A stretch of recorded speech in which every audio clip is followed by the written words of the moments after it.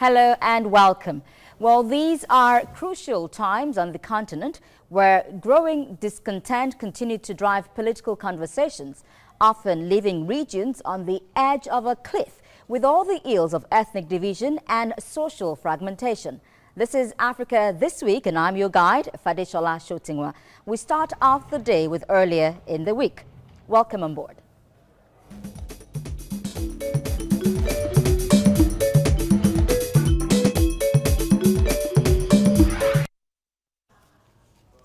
Well, on Monday, the World Health Organization, the WHO, sounded the alarm over a cholera outbreak in the Democratic Republic of Congo, which has already claimed 528 lives. The UN says the outbreak has reached worrying proportions as 20 out of 26 provinces have been affected by the disease. It added that cholera is now a major public health problem in the country, with millions of cases registered every year. Last year, the disease claimed 817 lives there, according to the World Health Organization. And it was also in the news on Monday that Morgan Tsvangirai threw a challenge to Zimbabwe's opposition parties in the country to put aside petty personal squabbles and unite behind one banner in the upcoming 2018 elections. Tsvangirai said opposition parties are stronger together and that the 2018 polls were their final chance to get rid of what he calls the ZANU-PF dictatorship fronted by President Robert Mugabe. According to him, the 2018 presidential elections will come with an opportunity for the people of Zimbabwe to take their destiny in their hands at the ballot. The Nigeria Customs Service, the NCS, should off more than 1,000 high-caliber rifles seized at the Tinkan Island port in Lagos on Monday. The seized weapons were concealed in a 20-foot container and falsely declared as wash-hand basins. What appears to be a recurring decimal for the third time running this year, the Nigerian Customs Service has again intercepted 1,100 pump-action guns at the Tinkan Island port in Lagos. Precisely on January the 31st this year, the Nigeria Customs intercepted this Mack truck transporting 49 boxes of pump-action rifles along the Mile 2 Apapa Road. 4 months later, in May, yet another container load of arms and ammunition was also seized by the Nigeria Customs Service at the Tinkan Island port in Lagos State. The Comptroller General of Customs, Hamid Ali, revealed that so far all the consignments were imported into the country from Turkey. After complete profiling, we discovered that it came from Turkey. The second one also from Turkey. Now the third one. So I assure you that we know where it's coming from, and we're going to take up the necessary steps to make sure that we talk at governmental level. Ali disclosed that already a customs officer suspected to have cut the seal of the container without following due process, as well as a clerk at the command, have been arrested in connection with this latest discovery. When asked about the outcome of investigations on previous weapon seizures, Ali stated that the cases are still in court. We are still profiling. We have, in my own note, I've mentioned the people that we have arrested. We have arrested our officer who cut the seal. And we believe that he will lead us to who he connived with in order to cut the seal. So the investigation is progressing, and I'm sure we're going to get to the bottom of the line. We'll get the importer, and also we'll get other things. The Comptroller General of Customs, Hamid Ali, is saying that henceforth, shipping lines and terminal operators will be held responsible for importations such as this. From Tinkan Island Port, Ifunanya Eze, TVC News. President Uhuru Kenyatta of Kenya opened Parliament on Tuesday with a warning against what he says are divisive and destructive politics as opposition lawmakers boycotted the sitting. In his speech, the president emphasized the need for all arms of government to work together, adding that Kenyan politics should be devoid of intimidation. The president's words were meant to stir the opposition, which has a new date with the electorate after the presidential election of August the 8th was nullified and a rerun set for October the 17th. The separation of powers of the three arms of government is a critical constitutional principle in protecting the liberty of our people. But given the complexity of the public issues that the three arms of government, as well as constitutional commissions, have to handle, they must work together willingly, even as they respect each other's functional independence. Equally important, the three arms are supposed to be free, and I repeat, free from intimidation or control by any foreign or domestic actors and any special interest groups. And riots broke out in Kenya's opposition stronghold of Kisumu City Wednesday after a rumor spread about alleged efforts to rig the next month's presidential election. Police said several people were injured as police engaged youth who blocked roads in the southwestern city and threw stones. The Kenya television network reported that youths stormed a meeting of women from various religious groups at a local hotel as they discussed how to ensure a peaceful election. Kenya will hold a repeat presidential election on October the 17th after the Supreme Court nullified President Uhuru Kenyatta's re-election last month. On Thursday, the Nigerian government celebrated the 2017 World Peace Day with a call on citizens to stop the spread of hate messages through social media. The Institute for Peace and Conflict Resolution, in conjunction with the National Emergency Management Agency (NEMA), at a briefing in Abuja, urged citizens to promote peaceful coexistence despite their diversity. Both agencies partnered to take their peace campaign to different parts of Nigeria, including the internally displaced people's camps in the northeast through the use of jingles on community radio, visitation to religious centers and sports centers, amongst others. The spread of falsehood and hate speech via social media platforms is also creating and digging imaginary fault lines between people and communities, undermining human respect, safety, and dignity across our dear country, Nigeria. We must join hands together to build peace and bridges of friendship and good relations among Nigerians, regardless of creed, ethnicity, or regional affiliation. Everyone is a stakeholder in the business of peace promotion and conflict prevention. We must all rally around the government and other partners of peace in supporting internally displaced persons and other victims of forced eviction who flee their homes in the northeast, like other geopolitical zones. Each and every individual here has a role to play, even if to dismiss the hate speech, particularly in the social media. You can see people engage themselves as if they are in war. And still in Nigeria, the National Association of Resident Doctors suspended its strike on Thursday. The suspension was announced after a meeting of the executives of the association with representatives of the federal government. But the doctors said they will meet in 2 weeks to review how far the government had gone in honoring the agreements reached.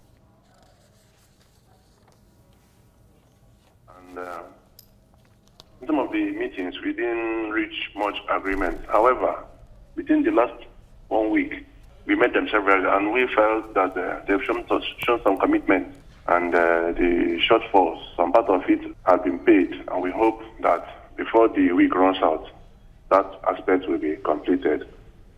Other aspects of the demands that we presented to them are also receiving urgent attention. So being human and also being aware of the type of work we do, and because of the interest of the patients and the Nigerian populace at heart, we decided to suspend the strike action to give the government that benefit of the doubt that they will complete the other terms signed in the Memorandum of Terms of Settlement. Hundreds of migrants of mainly African origin were rescued at sea from a rubber dinghy that departed from the coast of Libya on Friday.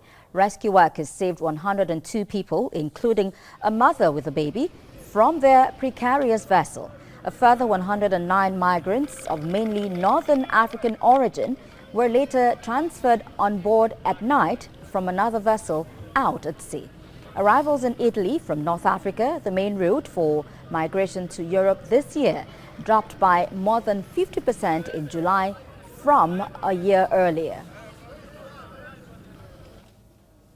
And on Friday, the Nigerian Defense Headquarters branded the indigenous people of Biafra, IPOB, as a militant terrorist organization. The defense spokesman, Major General John Enenche, restated the commitment of the armed forces to confront all security challenges facing the country. He said that the IPOB posed a security challenge and had been metamorphosing from one stage to another. The defense headquarters listed reasons for branding IPOB a terror group, and they include the formation of a Biafra secret service, claimed formation of Biafra National Guard, unauthorized blocking of public access roads, extortion of money from innocent civilians at illegal roadblocks. Others include militant possession and use of weapons on a military patrol on September the 10th, 2017, and physical confrontation of troops by Nnamdi Kanu and other IPOB actors. And with that, we have come to the end of Earlier in the Week. Up next is Digging Deep, and that will be after the break. To stay with us.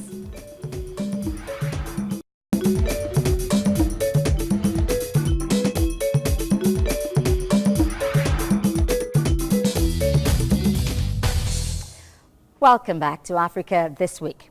Well, 47 years after the bloody civil war in Nigeria, which engulfed the first attempt of Biafra declaration, the relics of the unfortunate event have refused to go away with a fresh call for secession.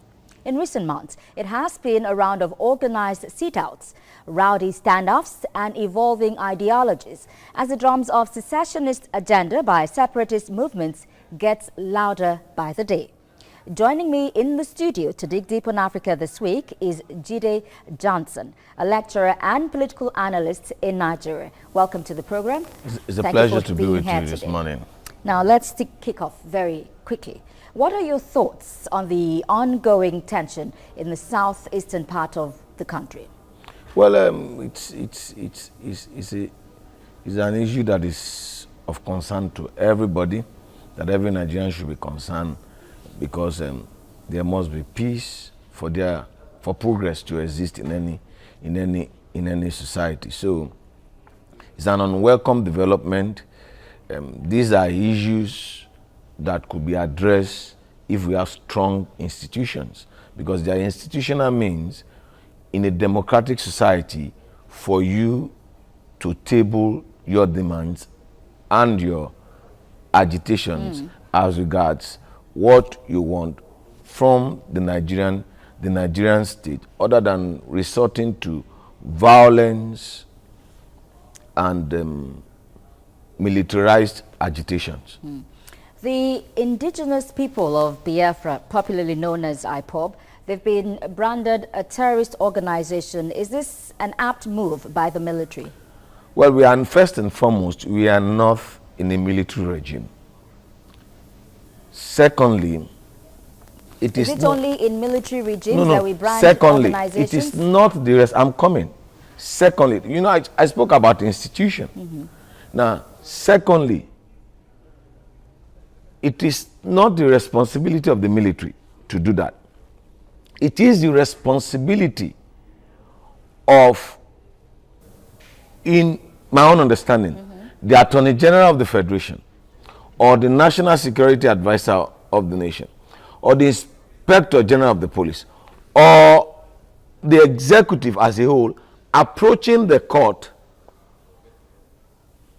for an order to declare a group or groups of persons that are trying to cause disaffection or disharmony or to disrupt the state of peace and progress that exists within the Nigerian nation as a terrorist group. For instance, the United States of American military cannot wake up one day and say, okay, we are declaring this group. Even when there was an attempt by the president to put a travel ban on some certain countries, the courts declared it illegal. So as far as I'm concerned, there are processes, and I talk about institutions. Now, there are institutions within a democratic society to make pronouncement. It is outside the purview, in my own understanding, of the military to do that. It's outside the purview because there are institutions in democratic society. I don't think that they would have, the Nigerian military would have taken that unilateral decision, you know, without consulting the relevant authorities. Such even the statement shouldn't, that's why I said we are not in a military regime. Such statement ought not to come from the military. It ought to come from the office of the Attorney General, who happens to be the chief law officer of the state. Are you with me? Or institutions to deal with such issues. You have the police, you have the Ministry of Interior. So as far as I'm concerned, it's not the responsibility of the military to declare.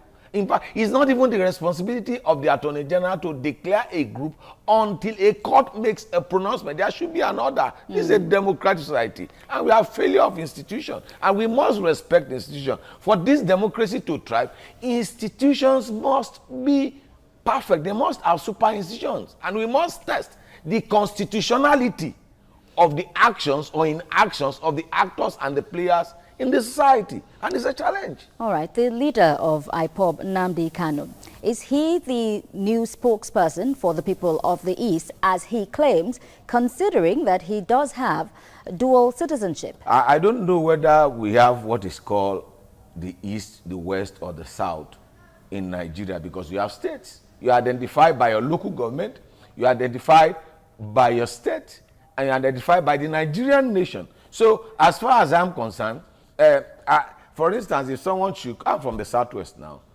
and someone should come up and say, oh, he's my spokesperson, well, was there a conference?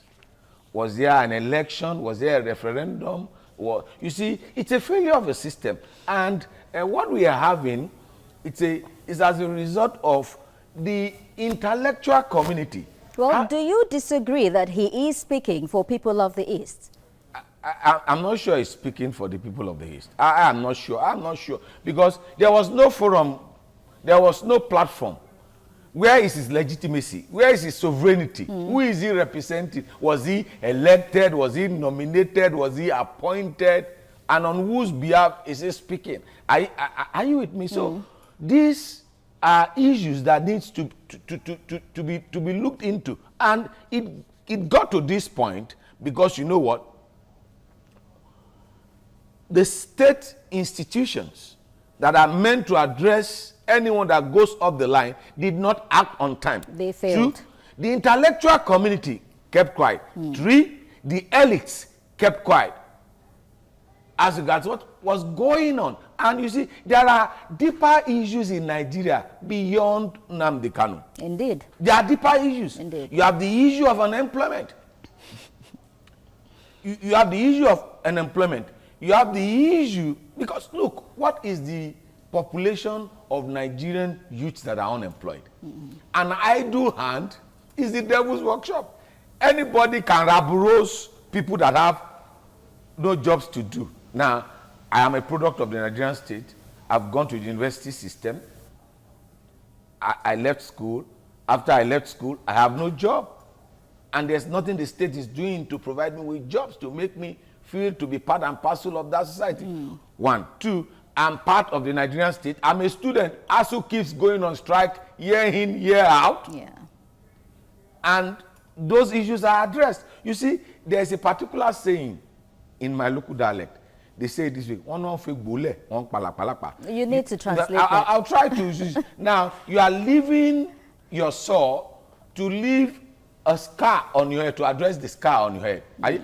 To acne on your head. You are leaving a sore on your leg to address the acne on your face. Let me put it. There are deeper issues. Yeah. There are deeper. If you look at the topical issue in the last 9 months or thereabout is the issue about restructuring.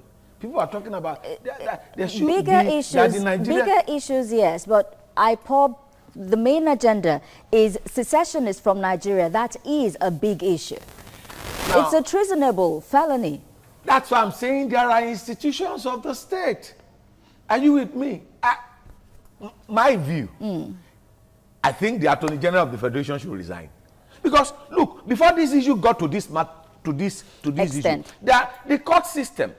You know, this issue has gone to the court and a bail was proven. And look, there are laws. Where your own right stops, that's where my own right starts. Your own freedom of expression should not be an invasion on my own privacy or my own freedom of movement. For instance, if I want to travel, you don't have any right to block the road because you're agitating. So there are issues, there are institutions within the state to deal with issues.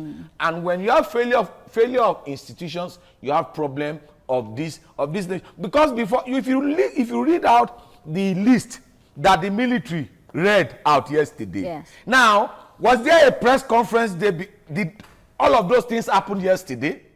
Did it happen well, yesterday? the military decided to take a decision yesterday. A decisive one. Let's move on now. Okay. Some have described these agitations as being politically motivated. What are your thoughts? Well, man by nature is a political animal. Indeed. But I believe that there are institutions of channeling your demands in any given society. You have the National Assembly. You have the governors. As I talk about the failure of the system.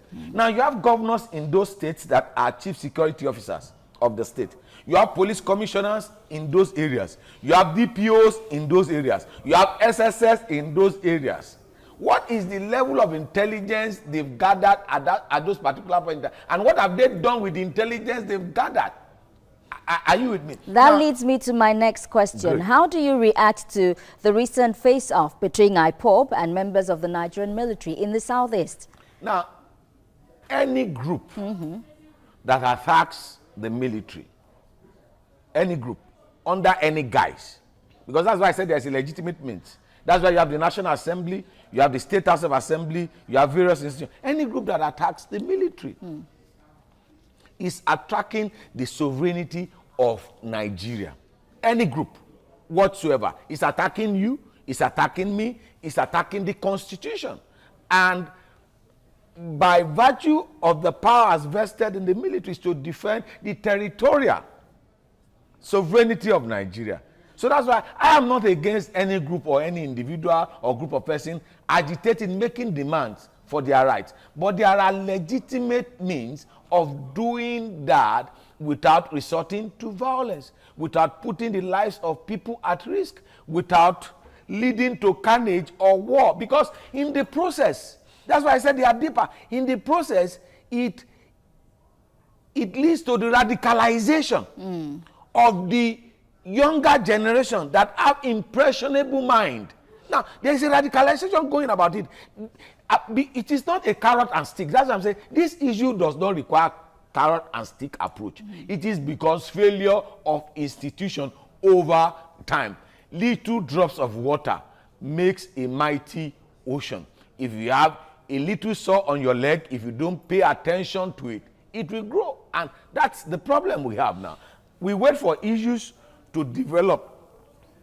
All right. What must be done to these issues of marginalization to end, which is what gave birth to IPOB in the first place? Look, and you see, when people talk about marginalization, I'm taken aback.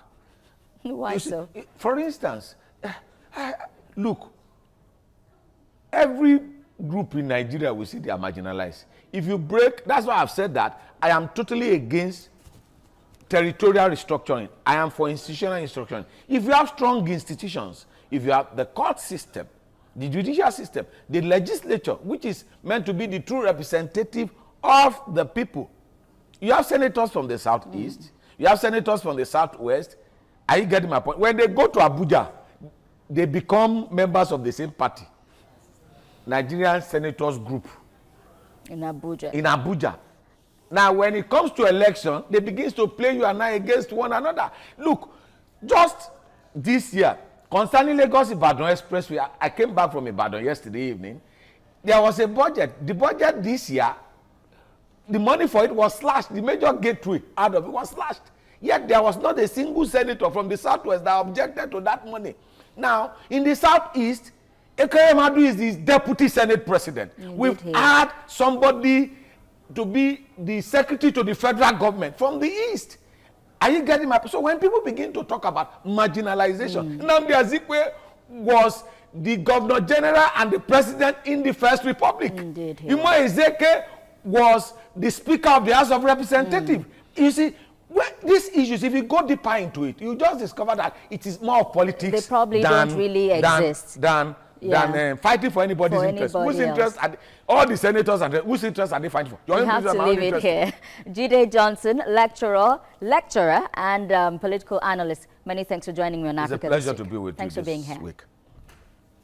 Well, at the risk of repeating mistakes of the past and averting the misfortunes of the future, present-day agitations must act as a wake-up call to fast-track national dialogue and address the growing discontent. I have been your guide, Fadishola Shotingwa. Many thanks for watching and bye for now.